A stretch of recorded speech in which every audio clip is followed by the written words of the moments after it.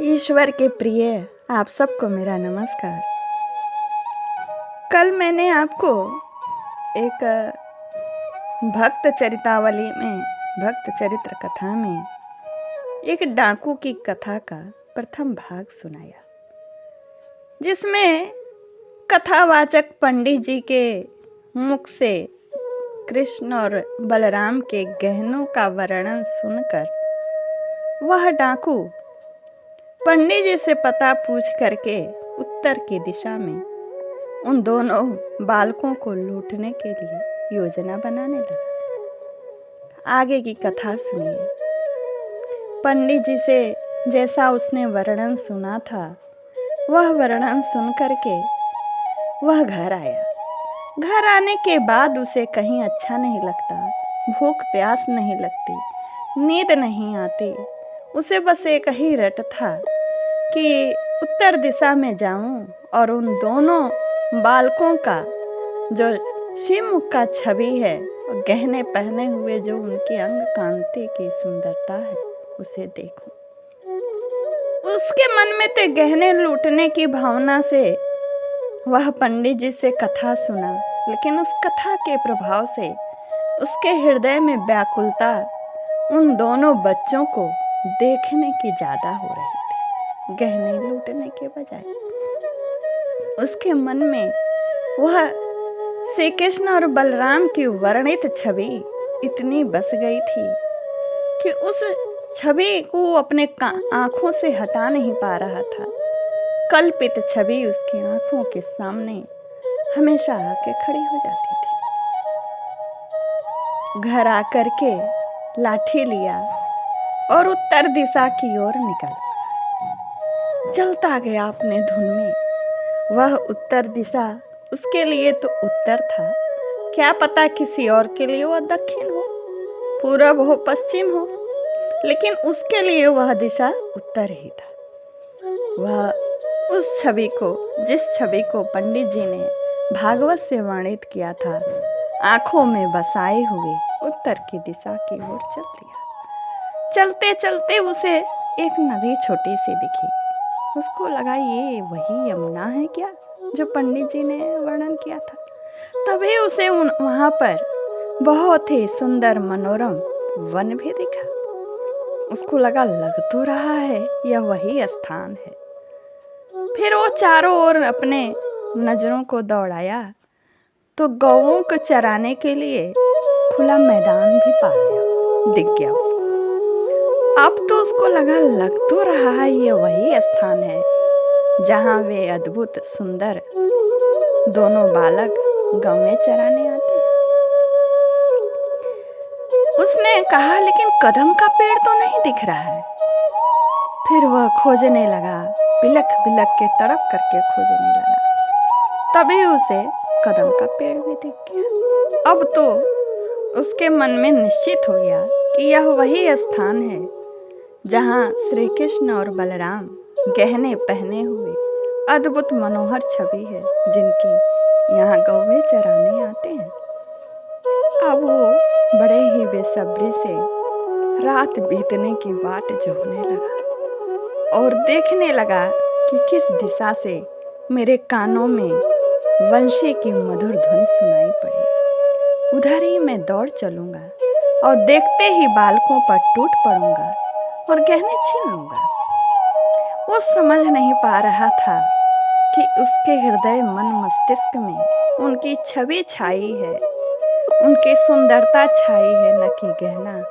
लेकिन एक डाकू का मन तो यही निश्चित करके आया था कि मुझे चोरी करना है, उनके गहने छीनना है। अभी सवेरा हुआ, प्राची दिशा से, पूरब दिशा से उजाला होना शुरू हुआ।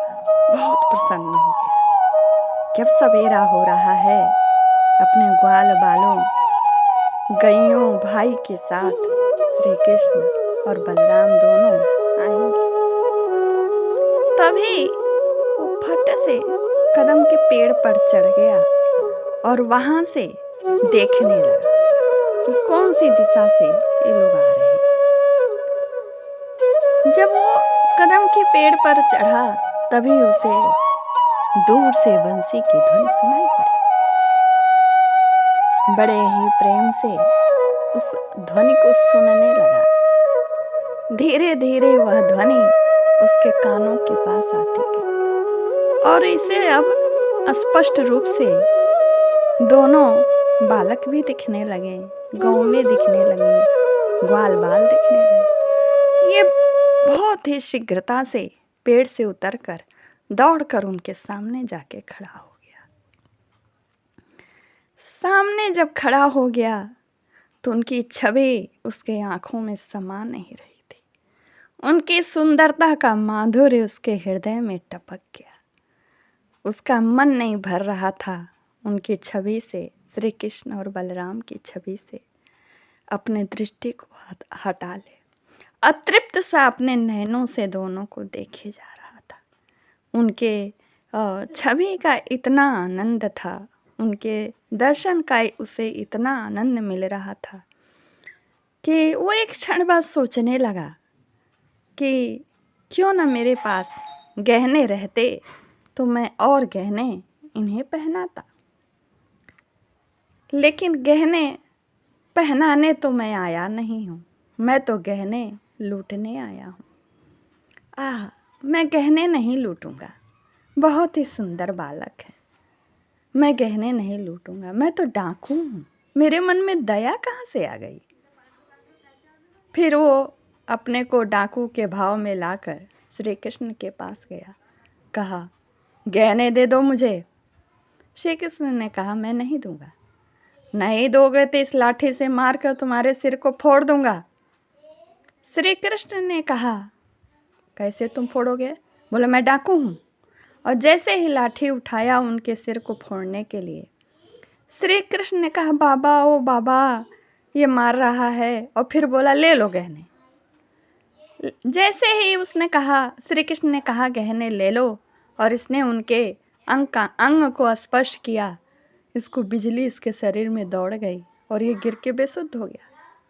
जब उसे चेत हुआ और होश में आया तो कहा मैं गहने नहीं लूँगा, मुझे तो ऐसा लग रहा है कि आपके स्पर्श और छवि दर्शन के सुख को ही पाऊँ, इसी से मैं तृप्त हो गया हूँ। मुझे गहने की ज़रूरत नहीं है, मुझे गहने मत दो।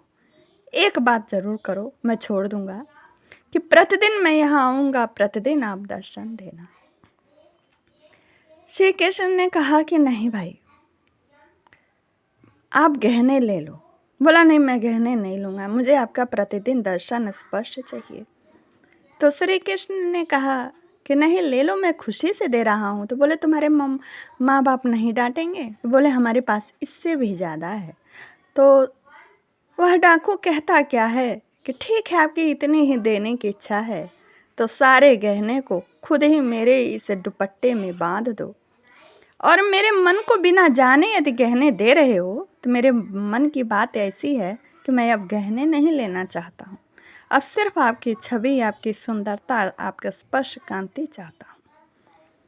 श्री कृष्ण ने कहा वो तो मैं दूंगा ही, जब आओगे तब दूंगा मैं। तो उसने पूछा क्या आप देवता हो। तो श्री कृष्ण ने कहा नहीं नहीं मैं देवता नहीं, मैं तो मनुष्य ही हूँ। और अपने सारे गहने को उतार कर पोटली में बांध दिया और उसको दे दिया। और ये पोटली लेकर के पंडित जी के पास गया। आगे की कथा मैं कल सुनाऊंगी। नमस्कार, जय श्री कृष्ण।